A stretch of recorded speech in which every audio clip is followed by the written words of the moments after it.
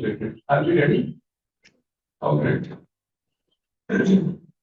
So can I keep this now? I can use that. Yeah, yes.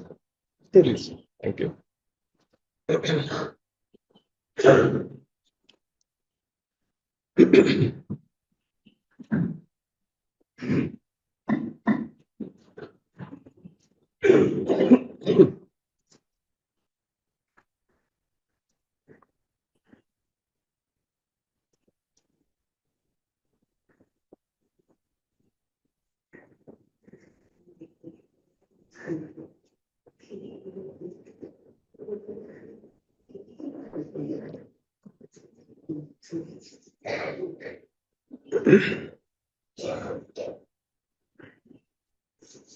The first question before all of us, and I really thank Srinivas to have hinted at this, and we will explore this. Okay, exactly what is our relationship with AI?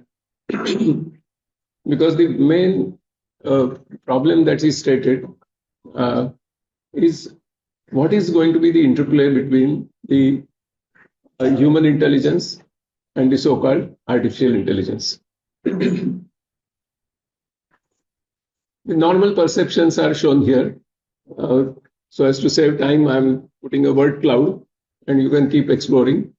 Please don't take any photographs of the slide. All these slides are going to be with Bhakti, and Bhakti will distribute it to you.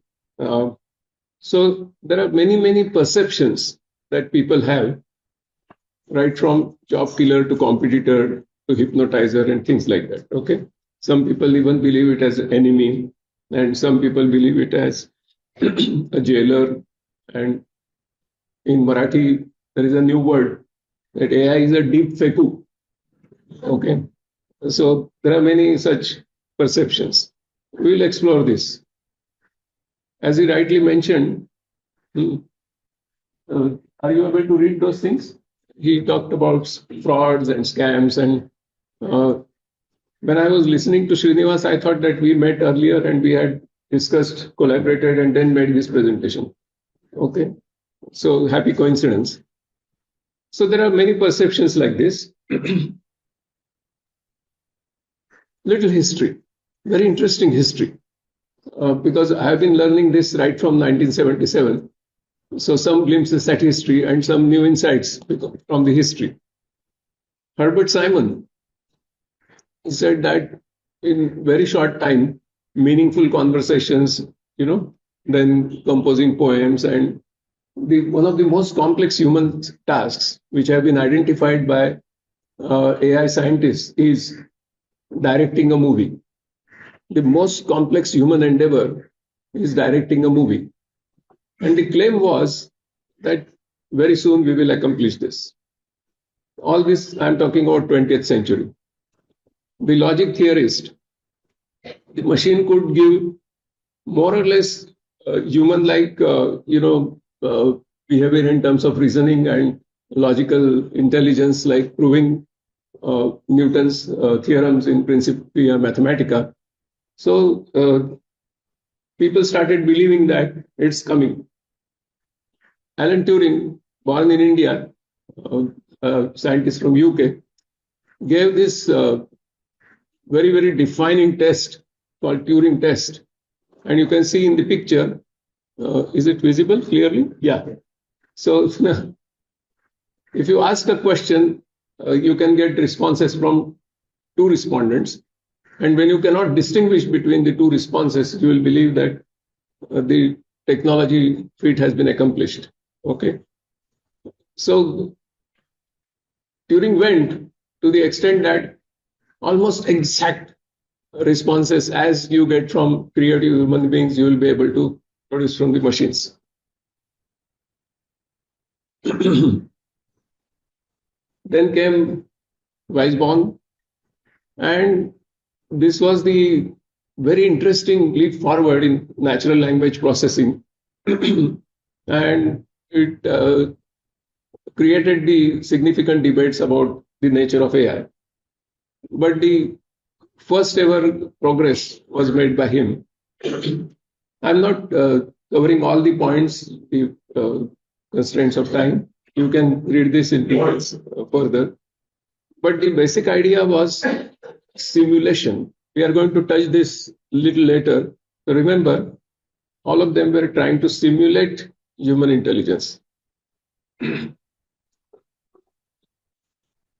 1965, 1975, Herbert Simon and Marvin Minsky. Very soon, we are going to accomplish this. Almost in a generation's time, we will have solved this problem. Okay, so the statements in 20th century tried to indicate that, like 20th century unfortunately succeeded in creating a machine out of man by putting him on the assembly line, they were imagining that we can create man out of machine. Okay, this was the interplay. What Herman said, what Marvin Minsky said. Okay, look at the confidence, or what you may call today as overconfidence.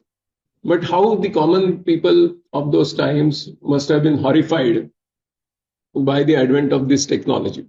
No wonder many in US were suffering from cardiac ailments because of such things, because they will lose the jobs. Not only they will lose the job, but they will be subservient to a very, very powerful technology like a big brother and things. And then he said that we will create mind out of mindless parts.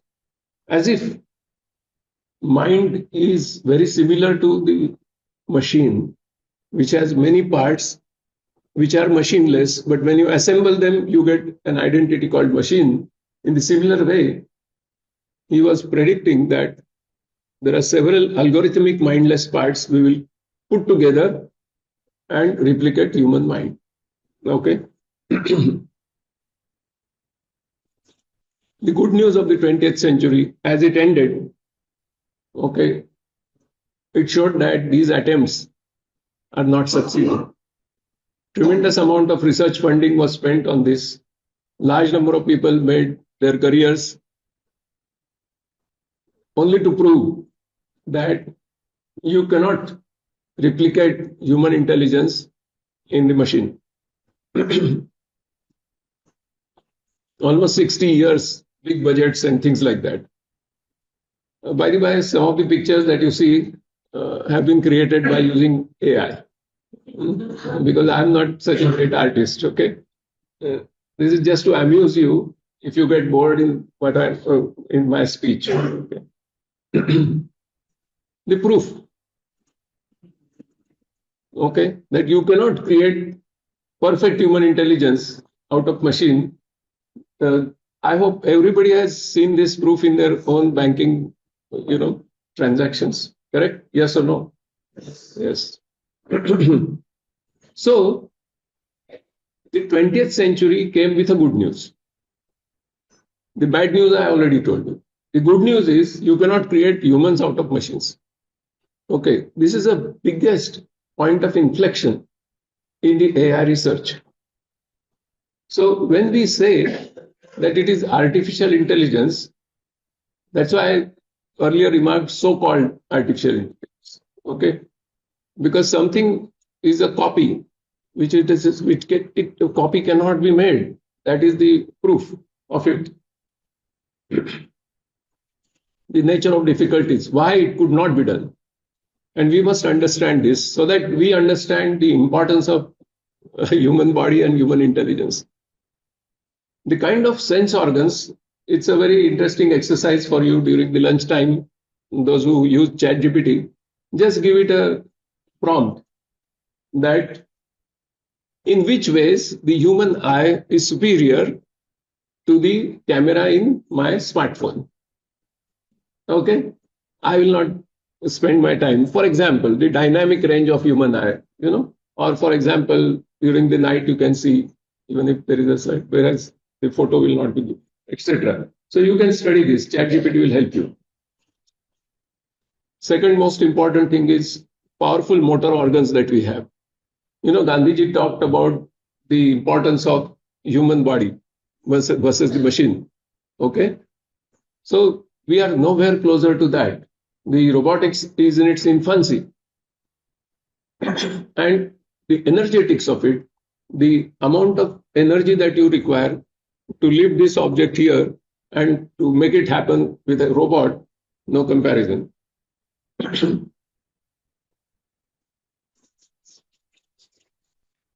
Enough compute power was not available then and is not available today to replicate human intelligence.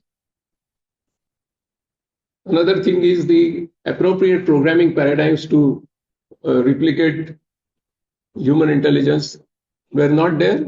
Even today, they are not there. And finally, the assumption that what we are developing in the machine is the copy of the human intelligence, that assumption itself was mistaken. And the mistake is here. Simulation is not duplication. A flight simulator is not an aircraft. Okay? So we have to understand the difference. And exactly that is happening here. Okay? So the 20th century notion that artificial intelligence will be resembling the human intelligence got outdated. So this brings a sense of relief to you and to the humankind, and also brings some new tasks before us. Okay. So now the research has taken a divergent direction. Okay. Earlier it was a convergent direction to replicate. Now it's a divergent direction. What is that divergent direction? You have to develop something in the machine which cannot be done by human beings. Okay. Which cannot be done by human beings. That is why I would prefer to call this as non-human intelligence rather than artificial intelligence. The word artificial intelligence went into the, started from the Dartmouth conference and it started going ahead. So some words pick up the momentum and they remain, though the meaning changes. Okay. So the meaning of the artificial intelligence is something like a non-human intelligence. Okay. That is where it is progressing. Many steps there, but I will jump to the most interesting one, and that is the birth of backpropagation and neural networks.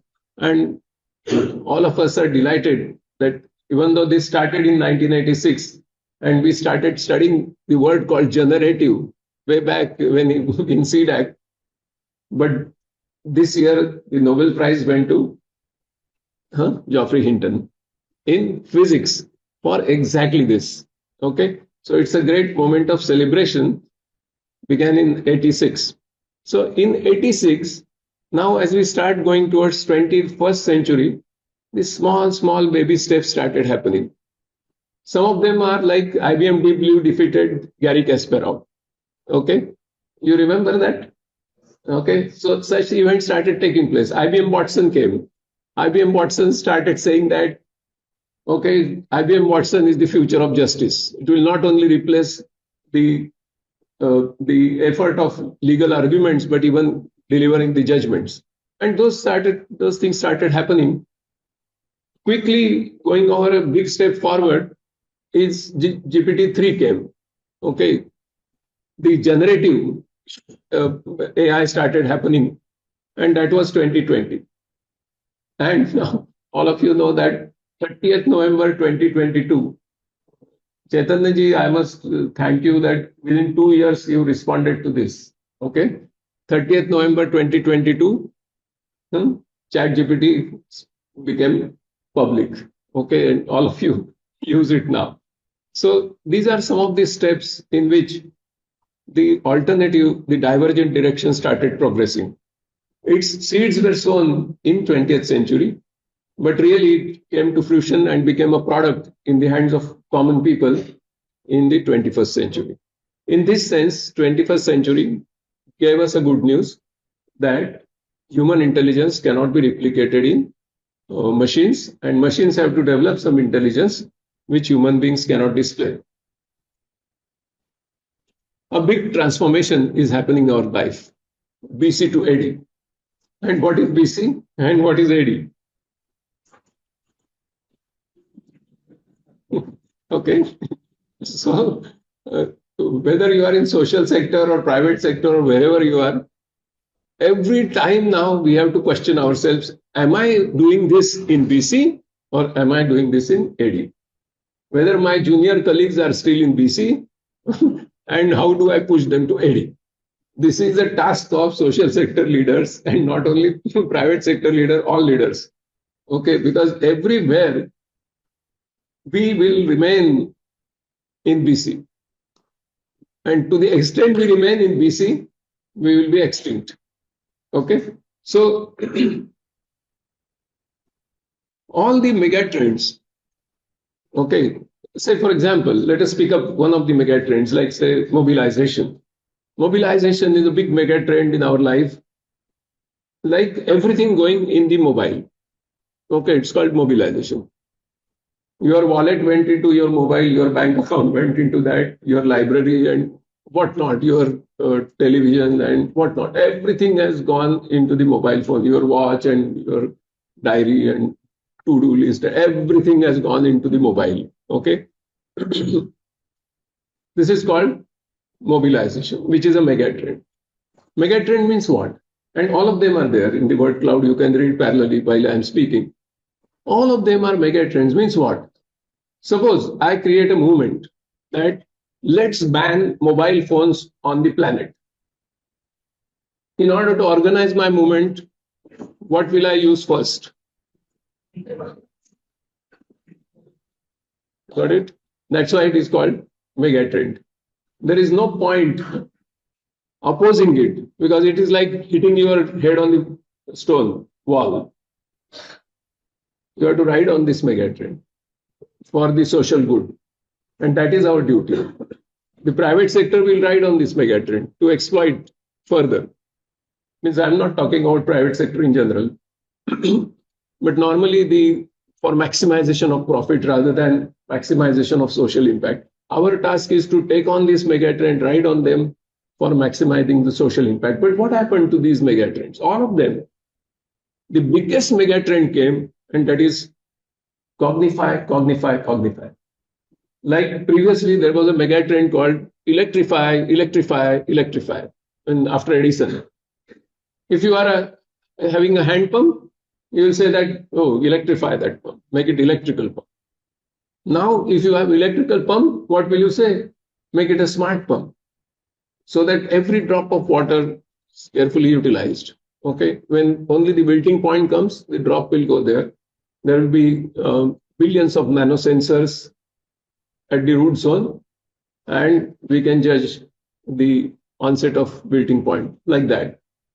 So, cognification, that is AI penetration. There are something like 9 million apps, 90 lakh apps currently on your phones, whether it is App Store or Play Store, Google, etc. Very fast, all these apps are getting cognified. Okay, all of them are getting cognified. Like Kakariji mentioned about Bhashini, okay, like translation.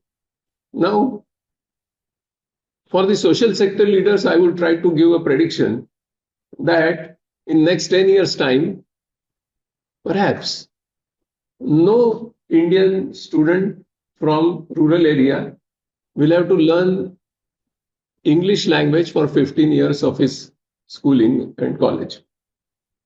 Okay? No need. Because he can transact in several languages and do international business while doing all his work in Marathi. That day is not too long. Okay. I wrote a preface for wonderful book written by Yogesh.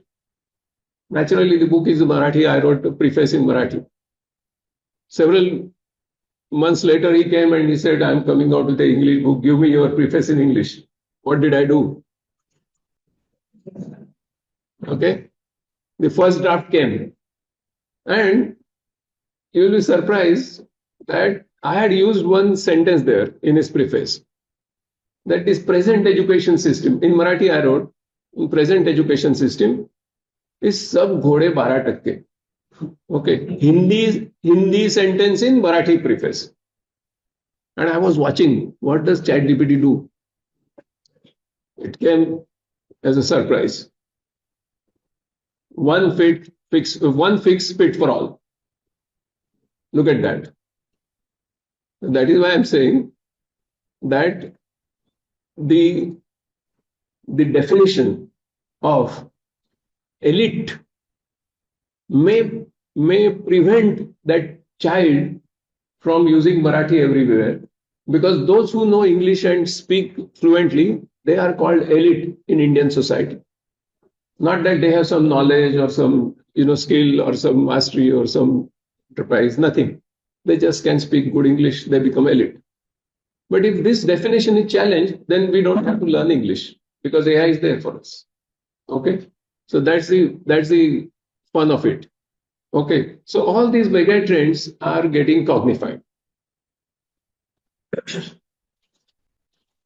I'm trying to set some kind of perspective. Yuval Harari made this disturbing statement. Okay, like industrial revolution created a working class, AI revolution will create an unworking class. Okay, why did he say that? It's because we are doing so much of piecemeal work, okay, that each of our work, we as human beings in organizations insist that it should be reduced to SOP. Correct? A call center lady speaks to you. How does she speak? In a perfectly scripted manner. When I get a call, do you want to invest some money? First, I tell that girl that, look, I have retired. I have no money to invest, but let me help you. I request her, speak like a human being. Don't speak like a machine. You will be replaced. Okay. So she says, no, we have been trained for this. Then I said, okay, but you should challenge it. Then she says that, no, sir, this is all getting recorded. Okay. Then I said that for why it is being recorded. She says for training purpose. Then I asked her a question. Who's training? It is training of AI. And that is why, last year TCS closed down all their call centers. Okay. Because we are, converting our work into specific mechanical SOPs. We are behaving like machines. AI is hitting at you to behave like human beings and discover what are the intrinsic human capabilities that you have, which AI can never replicate. That is the task before the social sector, whether it is education, whether it is healthcare, anywhere. So the thing is, this great man told us to do wholesome work, from sowing the seed to reaping the harvest. Okay. The proof. When AI scientists got together and started finding out that, okay, AI is not necessarily job killer. AI is a job category killer. AI will create 9.5 million jobs in this decade itself. But it is a job category killer. Which category of jobs will not be killed? You know what is the answer? Very interesting answer. The answer is that the hunter and food gathering man will not be replaced. Why? It is because he was utilizing diversity of intrinsic human capabilities, and he cannot be replaced. We, as we went further from him downwards, we started outsourcing everything. Okay, so we outsource the education of our children to the schools, we outsource our healthcare of our parents to the hospitals, and so on and so forth. Outsourcing. And you know what happened when the Indian princely states outsourced their armies to the Britishers? They outsourced their core competency and they were extinct. Okay. So the thing is that we have to, as social sector leaders, our colleagues, our communities, we have to somehow encourage them to get into wholesome work. That is how we can compete with AI. Okay. So we have to discover ourselves. This is the greatest human endeavor that AI has presented to us now. We have to really discover who we are. What are our real intrinsic capabilities? And that is where we have to go. Why I'm saying this is economists are now discussing, and for social sector, it's a good news. Economists are discussing that all the products created by technology, people will get fed up very soon because everywhere there will be technology, technology, technology. I'm a person technology. I teach one wonderful course. I'll give free to all Star Forum members. That course I have created called First Lessons in AI. The short form is FLY. Okay, so we must use AI, but very soon people will be fed up by everything made by technology.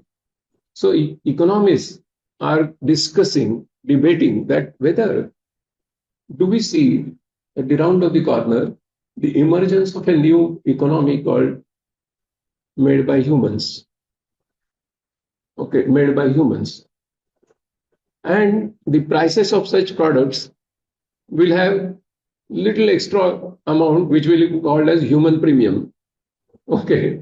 So whenever a human being does something, say an artisan, there will be a ring here which is connected through Bluetooth, and all the footprints of his making a product will be stored and will be blockchained in multiplicity of ledgers, so nobody can destroy it, okay, or distort it.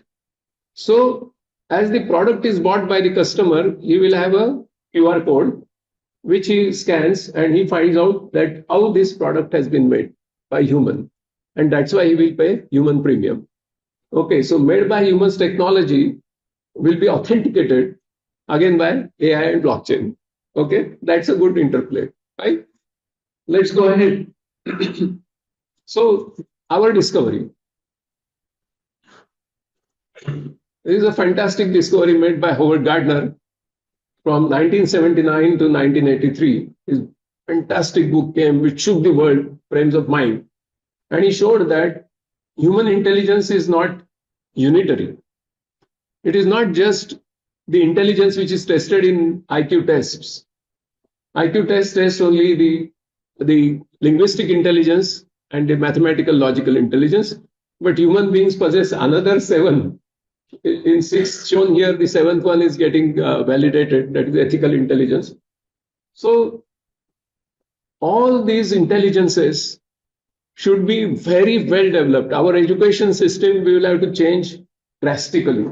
And it is the duty of the social sector to demand this, that variety of intelligence, multiple intelligences, it is not intelligence, multiple intelligences have to be developed. And the simplest thing which Howard Gardner told about all these intelligences is that use it or lose it. Okay, the more we use it, the more they will be developed. Okay, the London taxi drivers before the Google Maps came, it has been shown by research that their center for navigational intelligence in the brain was well developed, even though they came from diversity of cultures and geographical distance and genetic backgrounds. The more they use to find the roads on the road network of London, their navigational intelligence or spatial intelligence got well developed. So here is a chance for us to completely renovate our education system, transform it in the wake of AI. Because AI will at the most cover some areas of linguistic intelligence with its large language model and logical mathematical intelligence. But how about the great intelligence with which we are graced, and that is interpersonal intelligence? We understand each other's emotions. We have 270 different emotions and feelings. Some are conscious, some are in conscious, some are subconscious. And we can express them with almost 7,000 gestures on our face, and we understand what is the emotion in his mind by his gestures instantly. Okay, so these are some of the interesting things human beings are capable of, and we have to develop them. There is a difference between Srinivas where is he? He's gone.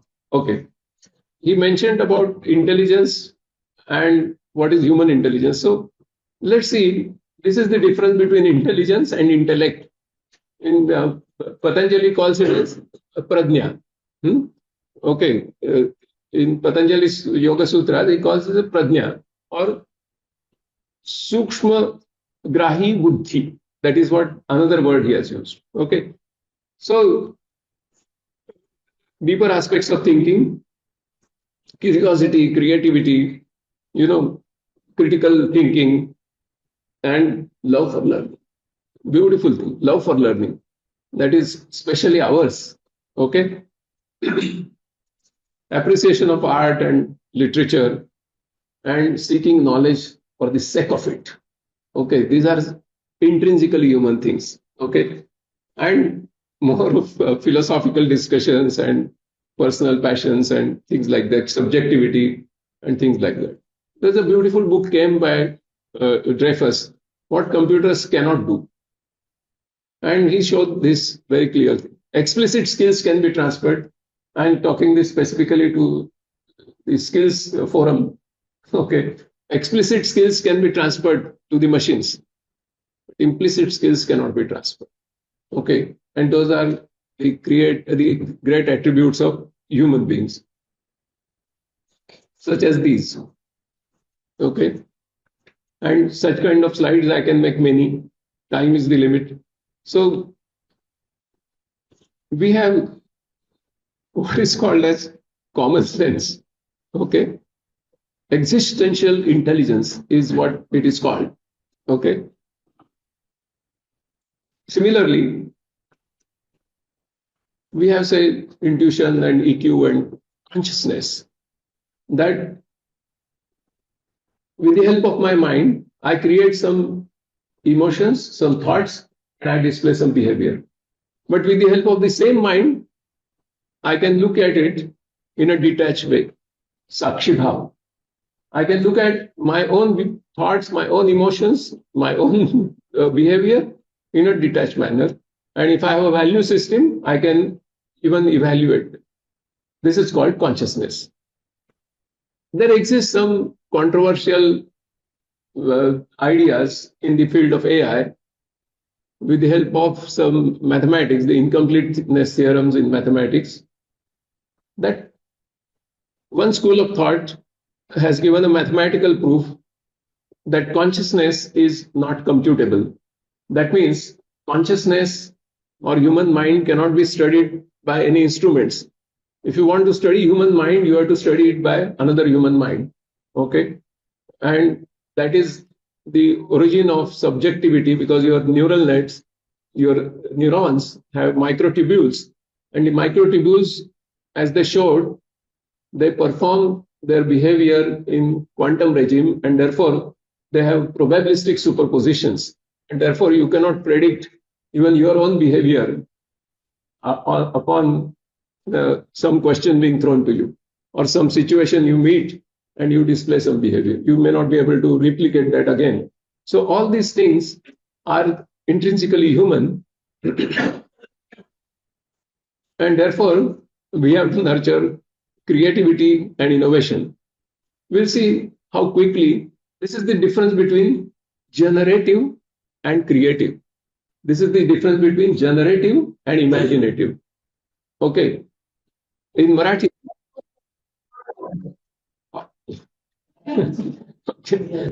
in generative, sorry, I forgot to put it on flight mode. It will pick up.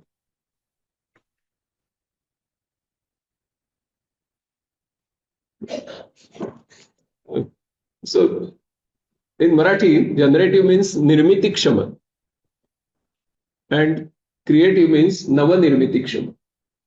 Okay. So it is not chat CPT. It is not chat CPT. It is chat GPT. We are CPT. Okay. Please try to understand creative or imaginative. Okay. Now let's see quickly one simple exercise. Can you find some mistake in this? These are Roman numbers. Some mistake in this? Yes or no? Yes. How do you change this? How do you correct it? What do you do on the left hand side, for example? Okay, you change that, correct? So you get this, right? Agree? Okay, logical. Perfect. ChatGPT can do this. Let's look at this. Do you agree? Is it right? Yes or no? No, it's wrong. How to correct it? Only one stick you have to move. You have to move only one stick. Raise your hand and answer. No chorus answers. Yes. Beautiful. Give a big hand to him. This is what he said. Okay? Imaginative, creative. We'll have to now pose such questions to the students. Students cannot be evaluated based on what have they learned, but how are they learning? Because what has been learned exists on the planet and is amenable to large language model, and therefore ChatGPT can give those answers. And there is nothing wrong if the students obtain those answers from ChatGPT. The mistake is not of the students. The mistake is that of teachers who are giving predictable exams. Okay? The whole examination paradigm has to shift from what has been learned is not to be evaluated, but learnability has to be. Okay? That is the kind of challenge AI is posing before us. So, on the previous one. Yes. Yes. You changed only the plus sign into this. Oh, sorry. This is logical. Yes. Again, this one basically depends on whether you're on this side or that side. Look at it from that side, this looks correct. You have to shift only one stick. Yeah. You're right. I'm just So she came with an answer. Moment I said, Pat came with the reply. That okay, change it to this. This is. That's creativity. Beautiful. Give it a big hand. No. Wonderful. Beautiful. Beautiful. I am not part of life. Okay, that is subjectivity. Okay, that's intrinsically ours. Thank you so much for that. You added value to my presentation. So basically, the AI's capability is to handle vast data, find patterns. So what is the paradigm shift? I did software development for more than 47 years. Okay. But before BC, before ChatGPT, what was our task? Program into data is equal to change data.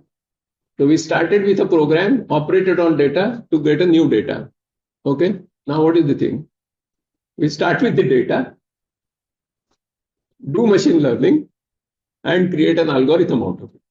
So we go from data to program rather than program to data. That's why I said BC to AD. Okay, this is what is happening. And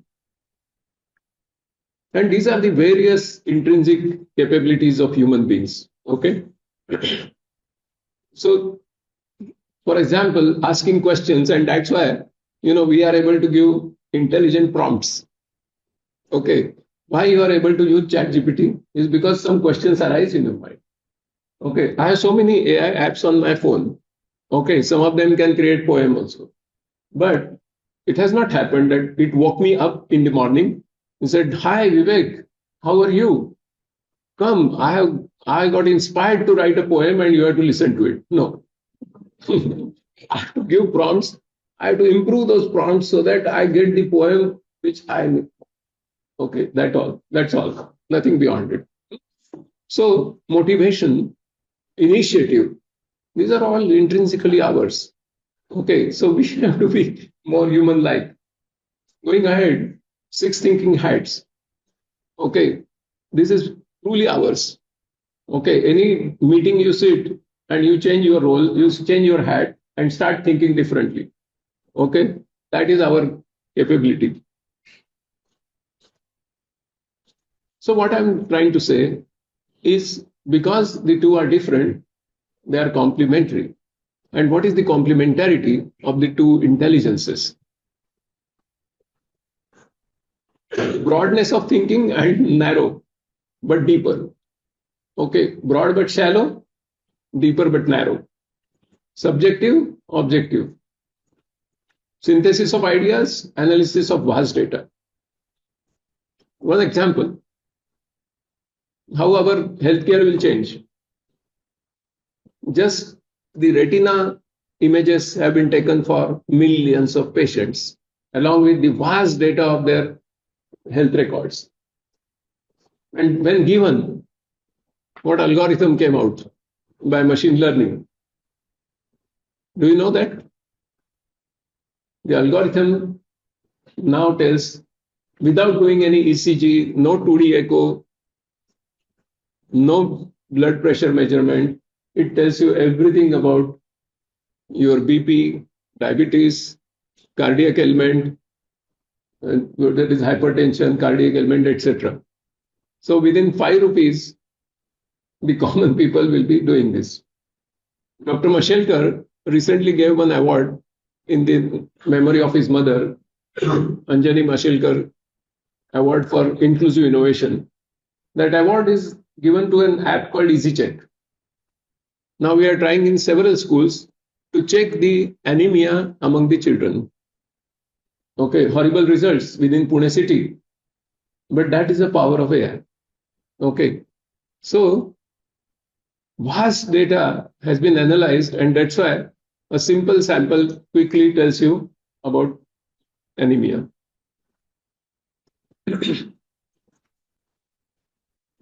Wisdom versus pattern recognition. The translations are happening because of pattern recognition. The large language model is because of pattern recognition. Because all the novels, books, and everything has been chewed. Millions and millions of books have been chewed.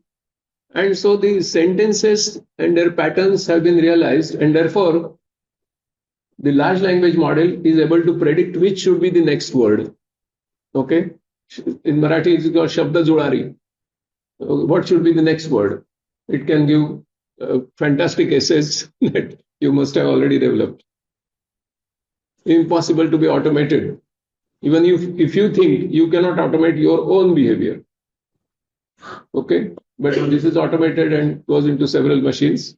Uniqueness and replicability. These are the complementary features between the two. The social sector leaders have to now demand the policy shift, and that is, we want impartial AI, we want responsible AI, we want safe AI, we want secure AI, we want explainable AI, we want transparent AI, we want trustworthy AI, okay, we want secure AI, and so on. In short, in order to show all these things, I have used only 2 words, one by Vinoba, another by Mahatma Gandhi. That AI should be Satyagrahi. I could not have written 2 different spellings for it. Okay, another is Satyagrahi. Okay. So unless Satya is fed to AI, that is Satyagrahi, it cannot be reliable AI. It cannot be trustworthy AI. Okay, it can be that deep fake. Okay, Srinivas mentioned about voice cloning. On the phone, the wife speaks that please transfer 1 lakh rupees urgently. I am in a difficulty. Voice cloning technology has been perfected to the extent that 30 seconds voice sample is enough to produce generative speech. Okay, so she speaks and she tells that 1 lakh rupees to be transferred immediately. And you go home and start empathizing with your wife, and she says, "What happened to you today?" And then you discover that you have lost 1 lakh rupees. Voice cloning. Okay, so basically, the social sector has to really act like a pressure group or influencer on the policies, and this is not only national level, this is international level. Okay, you will say that this is an uphill task, but the thing is that this is not uphill task because in case of nuclear energy, it has been accomplished. Okay, at least up to so far, after Nagasaki, there has been no nuclear explosion killing millions of human beings because international understanding protocols have been reached, and there are organizational, institutional structures to prohibit that. Very intricate institutional structures at International Atomic Energy Agency, etc., exists. Similar, mechanisms, frameworks, institutional structures, complex institutional structures will have to be created so that an AI can be developed in laboratory, but its public use will be done only after it passes through those regulations. That is the need, that is the demand, political demand people have to create. The way forward. So they are so different from each other, it is less likely that either of them can replace the other. Srinivas used the word replace, whether it can replace human beings. Through this discussion that has gone in the last few minutes, you will realize that it is not replaceable. Okay? Neither it is a competitor, nor it is an enemy, nor it is an opponent, okay? And so on. Neither it is a servant, nor it is a master, okay?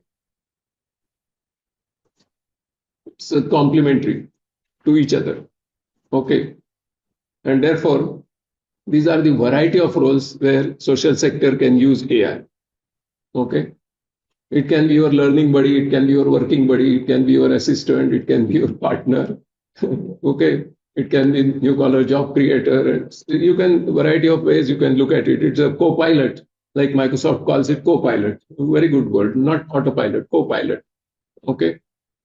So there are a variety of roles AI can accomplish. And therefore now the task before especially social sector is humans should be made good at what they are good at, okay? And machines should be made better at what machines are good at. Okay, this is the task before humankind now. The first one more belongs to the social sector. The second one belongs to the technology people. Okay, both have to work hand in hand. Okay, and therefore we have to forge partnerships between the two intelligences. This brings me to the conclusion of this section. And here I have given you large number of apps, okay, in these 80 slides that I am flashing before you, which is for practical, perhaps you can use it or people can explore this at home. I'm leaving all these apps to you, okay, so that you can simply enjoy each one of them. It touches so many social sectors, like what we are seeing, the healthcare sector, like we'll see education and training. For example, this is a very interesting, interactive chats and haptic, which is created on the WhatsApp, has overtaken WhatsApp itself. So there is a interesting technological race going on among them, and there is a app like. You can explore knowledge AI. Okay, when you create some educational content of your specific thing, like say artificial insemination, we created that in MKCL with the help of you. Now, how will we do? We take a video, pass it through Knowledge AI, and what happens? What happens? It analyzes the soundtrack completely, human voice, and while it plays, it flashes the important words or concepts on the left-hand top corner. It gives its definition in a box. So it pauses there. So every technical word comes, its clear definition comes, so the learner is helped. Second thing, at the end of a logical conclusion of 2 minutes, 3 minutes, it will create questions automatically. Okay. When you answer, if the answer is right, it puts 1 mark in the database. If wrong, 0. If it is wrong, it makes you play that video again. Okay. Sequential learning. Then what happens? It creates assignments. Then what happens? It creates the table of content of that video of even 5 minutes so that you can get cue points and click there in a particular topic and play that video. And finally, what it creates? It creates the glossary of that video, A to Z, instantly. Okay. So your task is to create some creative video and leave all the assessment and evaluation and study material to AI partnership. Okay, like that. So there are interesting apps like that. I will rush through. This is about marketing and job platforms, infrastructure. There are a variety of apps for this. Then governance and public services now. Government of India has created DPI, Digital Public Infrastructure, you know that.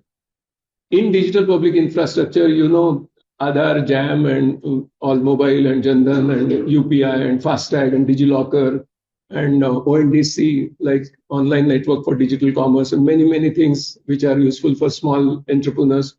But now, one very interesting thing is coming, and that is with the vast data analytics, is called ULI. ULI is Unified Lending Interface. It will start creating a revolution like UPI by giving frictionless credits to MSMEs and to farmers, small farmers. You don't have to go through documentation to get a loan and get a capital for your bill. Frictionless credits. This great revolution. And we should be proud of our country that digital public infrastructure, which started way back in 2008, with Nandan Nilekani's initiative and Aadhaar, UID, now has grown to such an extent that 50 countries of the world are following India for replicating DPI. Okay. And ULI has been tested in 7 states and it has been successful. All the pilot projects are over. So very soon, this credit revolution will happen through digital technologies and AI. And Unified Agriculture Interface, UAI, is being explored in terms of the elicitation interviews and empathy part of it with the farmers. So that what do they need? What do they need? That elicitation is happening currently across the country. Governance and public. Okay. So there are many, many apps. Okay. Environmental conservation. This is the last sector I took. I took only 8 sectors for the want of time. Sorry.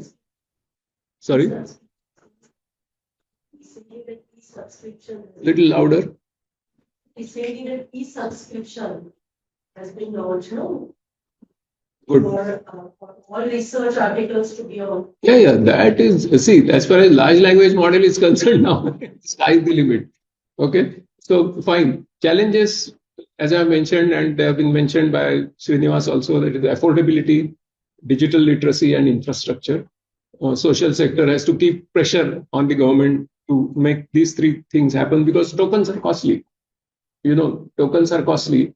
And even when we assess an essay of a child, like me Pahaleli circus, the circus I have seen, the complete evaluation of essay is happening. And when I got 6 marks out of 10, I said, now you give me explanation. I told ChatGPT, now you give me explanation, why have you got 4 marks and give the justification for cutting each and every mark separately. It gave me. Okay, so the learning experience is there, but interestingly, every evaluation experience is being transformed into learning experience. Okay, so we have to do away with final high-stake examinations and come to continuous comprehensive assessment that will build new India. Okay. Finally, the policy recommendations that Digital India, that is what I mentioned, DPI, and AI for all has to have the rural focus, then PPP for AI development with rural focus, and AI-driven solutions to be tailored to the rural sector. Okay, those are some of the needs that we must push. And finally, I come to a story and end. Sorry for exceeding a few minutes. So basically, for practical, I have done lots of homework, which you can explore. Okay, and how AI should be used in multiplicity of sectors. You can see that. Finally, I will tell you a story. Okay, and conclude. It's a duty of a teacher to entertain students, because enough of boredom now. Okay. What is the interplay between human intelligence and the AI? Many people, especially in social sector, in literature, etc., when they meet, they said that see, everything can be managed by only human intelligence. You don't tell us about your artificial intelligence. Okay. In good old days, some 35 years ago, one of my friends was in banking sector. He was leading the union. And every time we used to meet, I used to tell him about computers. So he used to turn a deaf ear at me. One day he came and said, Vivek, how does a computer look like? There was mistake in hearing. I started expressing how does a computer work. He stopped me.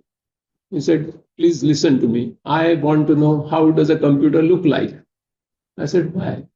He said, I brought thermocol. I have to make a model of the computer and we have to burn it in the morcha.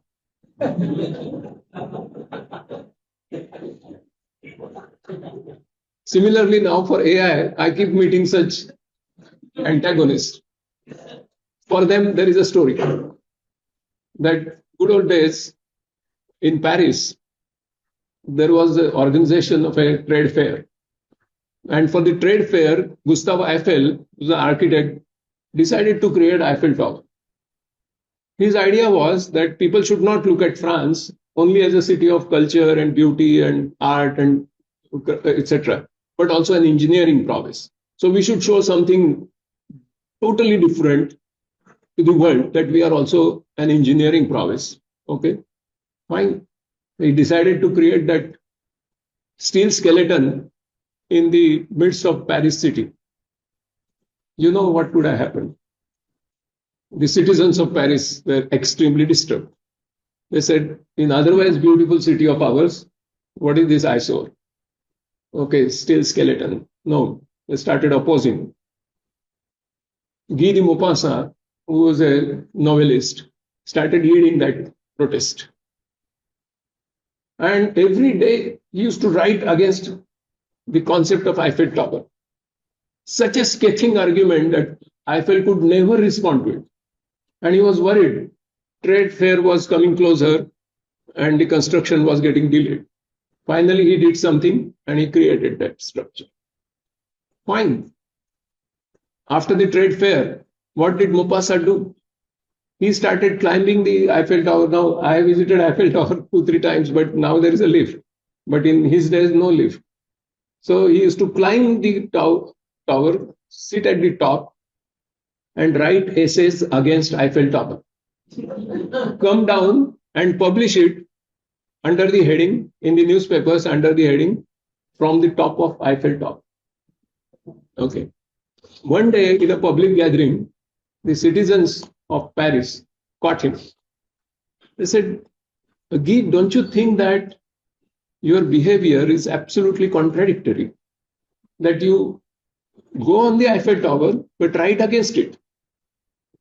So he said, no, this is most consistent behavior. He said, how? He said, because in my otherwise beautiful Paris city, the only place that has been left from where I can see only Paris city and not the Eiffel Tower is Eiffel Tower. Okay.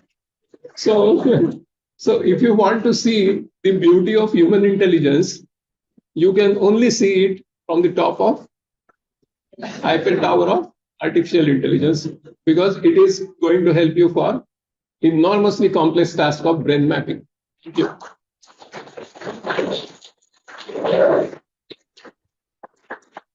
I think Some question answers? I don't know if we have time for questions, but I want to request everybody to stand up and give a standing ovation.